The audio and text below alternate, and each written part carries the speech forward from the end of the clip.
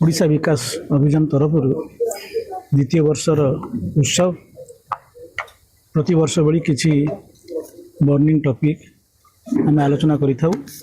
आजिकार विषय वस्तु थिला सरकारी जमी आम राज्य रे केते दूर सुरक्षित तारि पर आलोचना विस्तृत भाव है। बहुत विद्वान व्यक्तित्व माने आज उपस्थित थिले, से मतामत रखिले, ऑब्जर्वेशन रखिले एवं बेसी विगत दिन में विभिन्न प्रकार नियम कानून जो अच्छी ओडिशा रे सी किपर कार्यकारी हम तापर गुरुत्वारोप दिया कही एवं नूतन जदि किसी आईन किसी आवश्यकता थाए ताल आम सरकार पाखे जनवाई सी भी आमको ये मंचर आह्वान कले। हमर ये मंचर अभियान होउची जे ओडिशार विभिन्न प्रकार जो टॉपिक अच्छी दैनंदिन जीवन में जोड़ा मानव समाज को आंदोलित करुच्ची तारी ऊपर विशेष भाव में आलोचना करवा एवं ताकू केमी एक सुढांचा व्यवस्थित उपर करवा तारी ऊपर आलोचना होता है।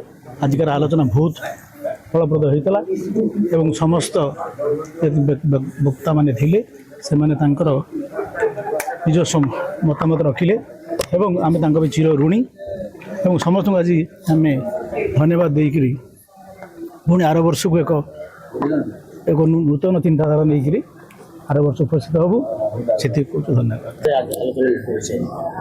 मो ना प्रशांत कुमार मार्था, ओडिशा विकास अभियान संपादक। ओडिशा विकास अभियान एक सामाजिक संगठन जहाँ लोक मानकर हित पई कार्य करे, आम ओडिशा राज्यर उन्नति पई कार्य करे। तो प्रति फंक्शन रे आमर आज ओडिशा विकास अभियान वार्षिक उत्सव। प्रति वार्षिक उत्सव रे आम एक तथ्य नहीं साधारण सभा गुड़ा करूँ, तेणु आज भी तथ्य गोटे आलोचना चक्र होउछि। वर्तमान देखिबा आपण सरकारी जेते जगह अच्छी ओडिशा सरकार तार 70% लैंड वर्तमान जबरदखल रोची। तो वर्तमान आमर भुवनेश्वर भी एबे सरकार तथ्य कहूँ 500 एकर जमी एबे भी जबरदखल अच्छी, ता भितर 70 एकर जबरदखल उच्छेद होइछि। तो आ द्वारा होउछि कौन आमर विभिन्न विभिन्न जिले में ओडिशार सबुठी आपणकर सरकारी जमी अच्छी। सरकारी जमी रे जदि सुरक्षित न करिबा ताल आमे जो विकसित ओडिशा समृद्ध ओडिशा पई जो चिंता करूचे से पई आमे जमीर निहाती आवश्यक। कारण जमी रहिले आपण बाहरु इंडस्ट्री डाकी पारिबे, एठी इंडस्ट्रियल हब हो पार, ओडिशा सरकार इंफ्रास्ट्रक्चर डेवलप हो पार। प्रतिबंधक होउची आमर आईनगत त्रुटि अच्छी। जो आईन आपणकर 1972 मसीह जो आईन आपणकर होइतिला से आईन रे लैंड प्रोटेक्शन एक्ट रे ता बल रे आमे जबरदखल रोकी पारने। तापर आपणकर एबे आमे आज जो सभाटी करूछु सरकार को अनुरोध करूँ एमती एक आईन प्रणयन करा जाऊ जहा द्वारा आम सरकारी जमी गुड़ा सुरक्षित रहिबो। कहीं आप देखिथे 1000 टंकार जिनस जदि सरकारी जिनस किए चोरी कर दूची तापाई क्रिमिनाल ऑफेंस होउची, किंतु आमर जदि किए सरकारी जमी एकर एकर माड़ी बसची सी सिविल सूट करिकी से वर्ष वर्ष गड़ी जाउची, तेणु ता ऊपर किछि पदक्षेप सेमती हो पारनी। तेणु आईन गोटे एमती बना जाऊ सरकार को आम अनुरोध करूँ आपण माध्यम रे। तो आम जेतिकी आपणकर सरकारी संपत्ति अच्छी सेगुड़ा सुरक्षित रहिबो। ओडिशा विकास मंच जो सेमिनार आयोजन करिसेंती आलोचना चक्र वर्तमान जो सरकारी आईन अच्छी एवं सरकारी जमी जो एनक्रोच करुछंती माड़ी बसुछंती अख्तियार करुछंती ताहा यथेष्ट कि आईन प्रणयन करिबा, आईन को अनुपालन करिबा प्रत्येक नागरिकर कर्तव्य एवं से गोटे दृढ़ सचेतनतार आवश्यकता अच्छी।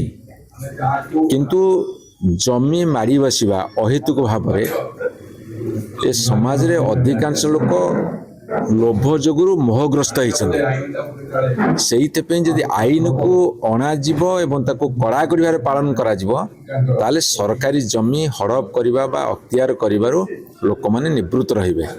नहले लोक ताको हड़प करुथिबे, अख्तियार करुथिबे, जोड़ा एनक्रोचमेंट कहा जाए एवं ए समाज रे गोटे ସୁସ୍ଥ ବାତାବରଣ ରହିବନି। ସାର୍ କଠୋର ଆଇନର ଆବଶ୍ୟକତା ରହିଛି କି ସାର୍? 100% ଆଇନ ଯେତିକି କଠୋର ହେବା ଦରକାର, ଦୃଢ଼ କାର୍ଯ୍ୟାନୁଷ୍ଠାନ ତାଠୁ ଅଧିକା ନେବା ଦରକାର, ତାହେଲେ ଆଇନଟାକୁ ଅନୁପାଳନ କରିହେବ। ଆପଣ ଯେଉଁ କଥା କହିଲେ ସତ୍ୟ ଜରୁର ଆପଣ ରାସ୍ତାରେ ଯାଉନାହାନ୍ତି, ରାସ୍ତା ଦୁଇ ଗୁଡ଼ାକ ଏନକ୍ରୋଚ୍ ହେଇଗଲାଣି, ରାସ୍ତାର ଦୂରତ୍ୱ କମିଯାଉଛି, ଆପଣ ଠିକ୍ ସମୟରେ ଯେ ଗୋଟେ ଜାଗାରେ ପହଞ୍ଚି ପାରିବେନି ଏବଂ ଆପଣଙ୍କର ଡ୍ରେନ୍ କଲାବେଳକୁ ଲୋକଙ୍କର, ମୁଁ ଆପଣଙ୍କୁ ଗୋଟେ ଉଦାହରଣ ଦେଉଛି, ମୁଁ ଗୋଟେ ଡ୍ରେନ୍ ସାଙ୍କସନ୍ କଲି,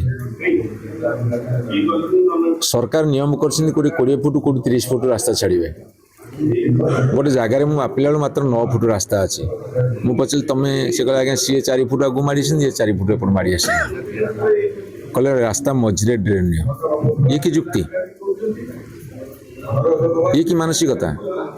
ତାହେଲେ ସାର୍ ଏଇଟା ଗୋଟେ ବିକାଶର ବାଧକ ସାଜୁଛି କି ଜମି ମାନେ ବେଆଇନ ଭାବେ ଜମି ମିଳିଛି? ରୁଗ୍ନ ମାନସିକତା, ଜମି ମାଡ଼ି ବସିବା, ସରକାରୀ ଜମି, ରୁଗ୍ନ ମାନସିକତା ଏବଂ ଗୋଟେ ଅତ୍ୟଧିକ ଲୋଭ ଆଉ ମୋହର ଲାଳସା।